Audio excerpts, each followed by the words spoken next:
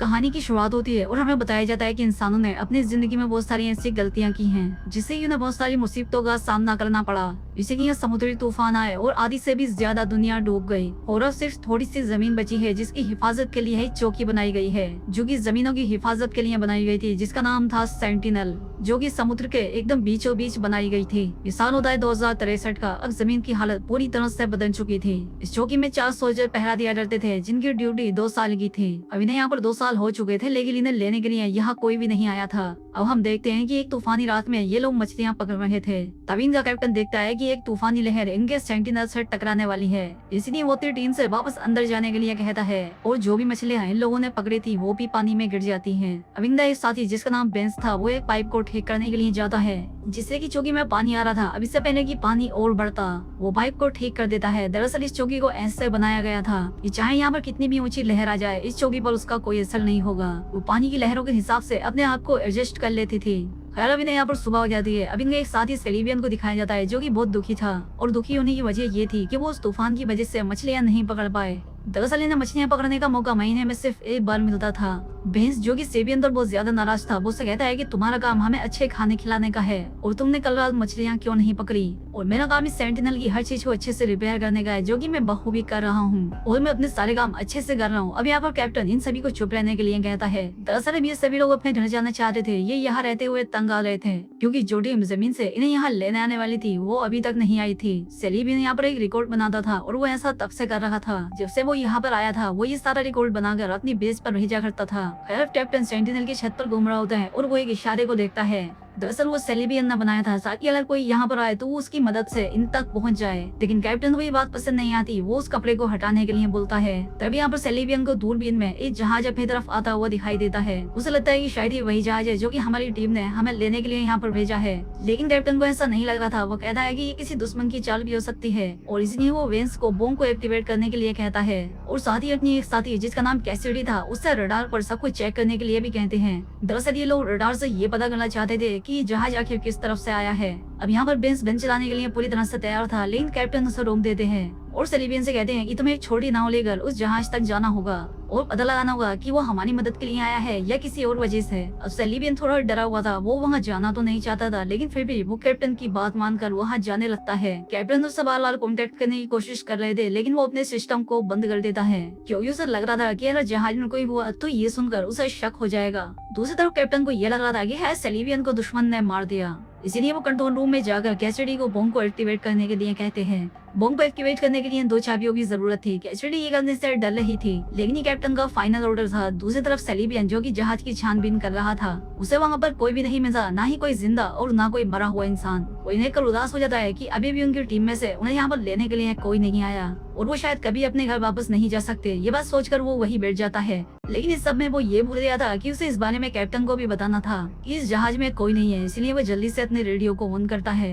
और बताता है कि इस जहाज में कोई नहीं है। अब कैप्टन भी जल्दी से बॉम्ब चलाने से रोक देता है और अब वो उन दोनों चाबियों को भी अपने पास रख लेता है। वो कैसिडी से कहते हैं कि तुम जल्दी फैसला नहीं ले सकते, इसलिए तुम्हें इन चाबियों की भी जरूरत नहीं है।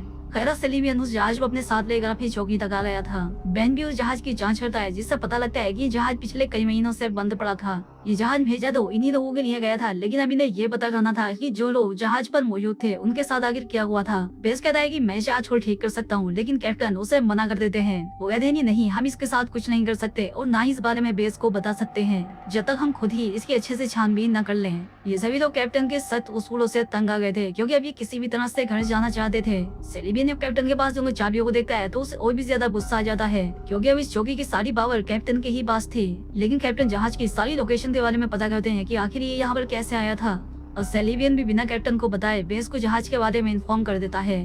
ये बात जाकर वो कैसिडी को भी बताता है कि मैंने इस बारे में बेस को बता दिया है। उधर बेंस भी आ जाता है जो कि इनकी बातों को सुन लेता है। उसे इस बारे में पता लग जाता है। अब इन सारी बातों को आकर बेंस कैप्टन को बताता है। तभी इन्हें वही इन्फॉर्मेशन वापस मिलती है जो कि कल रात सेलिबियन ने बेस को भेजी थी, जिसका मतलब ये था कि पिछले 1 साल से इनका अपने बेस से कोई भी कॉन्टेक्ट था कि नहीं, जो कि जो मैसेज इन्हें बार बार मिला करते थे वो इन्हीं के ही भेजे हुए मैसेज होते थे। अब इन सारी बातों के बारे में पता चलने के बाद इन लोगों की परेशानी और भी बढ़ जाती है। अब इनके पास कोई भी उम्मीद नहीं बची थी कि ये लोग घर वापस जा भी पाएंगे या नहीं। उसी रात बेंस छिपते हुए उस जहाज के अंदर जाकर उस जहाज के इंजन को चेक करता है कि इस जहाज के इंजन को ठीक किया भी जा सकता है या नहीं। जब वो चेक करके वापस आता है तो सेलिबियन उसे देख लेता है और उससे पूछता है अब बेंस, जो कि उसे बताना तो नहीं चाहता था लेकिन फिर भी उसे बताना पड़ता है कि हाँ मैं इस जहाज के इंजन को देखने गया था कि वो उसे ठीक कर सकता हूँ या नहीं, जिससे हम लोग घर वापस जा सके, वरना तो कैप्टन हमें कभी भी घर वापस नहीं जाने देगा।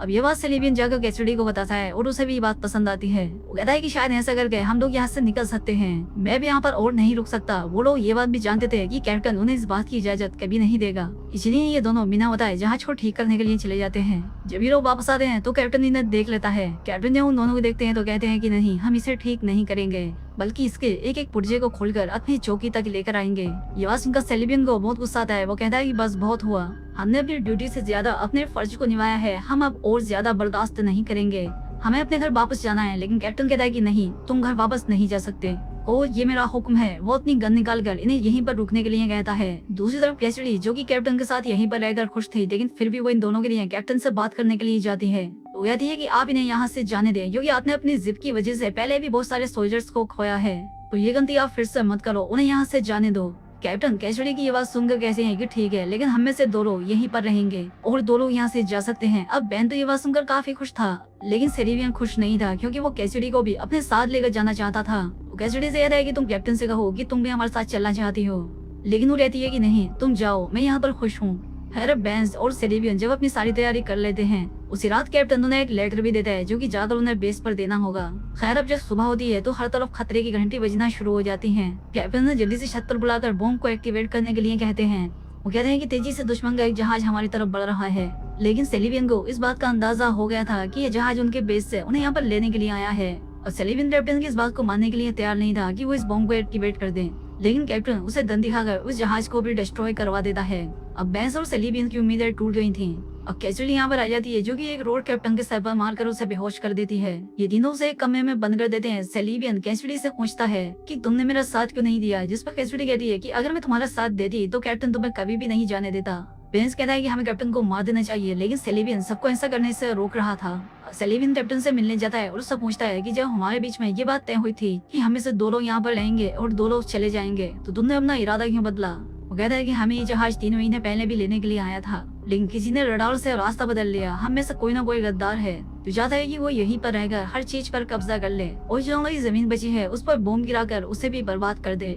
सेलिबियन कहता है कि अच्छा, अगर तुम सब बातों को जानते थे तो तुमने मुझे इस बारे में पहले क्यों नहीं बताया। इतना कहकर वो सब वापस से इसी जगह पर बंद करके चला जाता है, क्योंकि उसे कैप्टन की बातों पर विश्वास नहीं था। जिसके बाद सिर्फ सेलिबियन बेस से मदद मंगवाने की कोशिशों में लग जाता है, लेकिन इसका कोई फायदा नहीं हो रहा था। यहीं पर कैसिडी उसे अपने बचपन की तस्वीर भी दिखाती है और बताती है कि जब दुनिया डूबी नहीं थी तब मैं अपनी फैमिली के साथ समुद्र पे आई हुई थी, लेकिन दुश्मनों ने मेरी सारी फैमिली को मार दिया और सिर्फ मैं बची। ये बात सुनकर सेलिबियन को बहुत दुख होता है। और रात में जब कैसिडी अपनी ड्यूटी कर रही थी तो उसे बाद बेंस आता है, जो कि नशे में था। वो उसके साथ बदतमीजी करने की कोशिश करता है। कैसिडी खुद को बचाकर सेलिबियन के पास जाती है। बाद में इन दोनों को पता लगता है कि दरअसल बेंस कैसिडी के पास से उन बॉम्ब्स को एक्टिवेट करने की चाबी लेने के लिए आया था। बेंस रेडियो से बेस पर ये मैसेज भेज देता है कि जो काम करने के लिए वो यहाँ आए थे वो पूरा हो गया है, इसलिए उन्हें जल्दी से वापस बुला लिया जाए। सेलिबियन और कैसिडी जल्दी से कंट्रोल रूम की तरफ बढ़ते हैं। सेलिबियन ने कहा कि बेंस रुक जाओ, तुम ऐसे बॉम्ब को नहीं चला सकते और इस तरह से किसी भी मासूम की जान नहीं ले सकते। अभी बात सुनकर बेंस रुक जाता है और यहाँ पर रोने लगता है, क्योंकि उसे वापस जाने का कोई भी रास्ता नजर नहीं आ रहा था। जिसके बाद ये लोग कैप्टन को देखते हैं, जिसके कमरे की खिड़की खुली हुई थी और ये देखकर ऐसा लग रहा था कि शायद उसने समुद्र में कूदकर अपनी जान दे दी।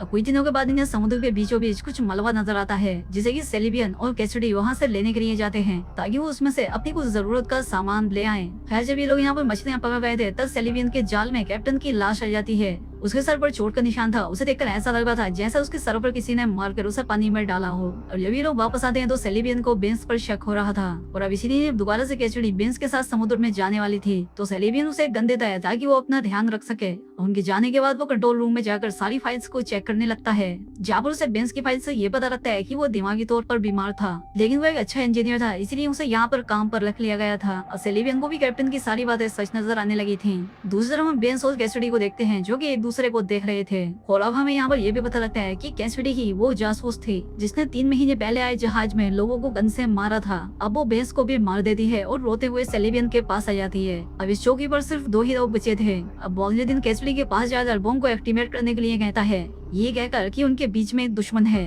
अब कैसिडी भी समझ जाती है कि सेलिबियन को उसकी सच्चाई पता चल रही है, जिस पर वो कहती है कि हाँ ये सब कुछ मैंने किया है, लेकिन अपने लोगों की जान बचाने के लिए। हम चाहते थे कि हम इस चौकी पर कब्जा कर लें। सेलिवियन उसकी कोई बात नहीं सुनता और बॉम्ब को एक्टिवेट कर देता है। तभी कंप्यूटर स्क्रीन पर लिखा है कि आप इस बॉम्ब को एक्टिवेट नहीं कर सकते। दरअसल इस कंप्यूटर का सिस्टम बेंस ने बदल दिया था, क्योंकि वो नहीं चाहता था कि कोई भी एक इंसान इस चौकी पर कब्जा करके दूसरी दुनिया को तबाह कर दे। कहानी के आखिर में हमें दिखाया जाता है कि कैसिडी और सेलिवियन के बीच एक डील हुई थी, जो कि वो दोनों इस चौकी पर रहकर इसकी हिफाजत करेंगे और कोई भी किसी की दुनिया को नुकसान नहीं पहुंचाएगा। और इसी के साथ ये कहानी यहाँ पर खत्म हो जाती है। तो दोस्तों, अगर वीडियो अच्छी लगी हो तो कमेंट करके जरूर बताएं, और अगर चैनल पर पहली बार आए हैं तो चैनल को सब्सक्राइब भी कर लें। मिलते हैं हमारी अगली वीडियो में।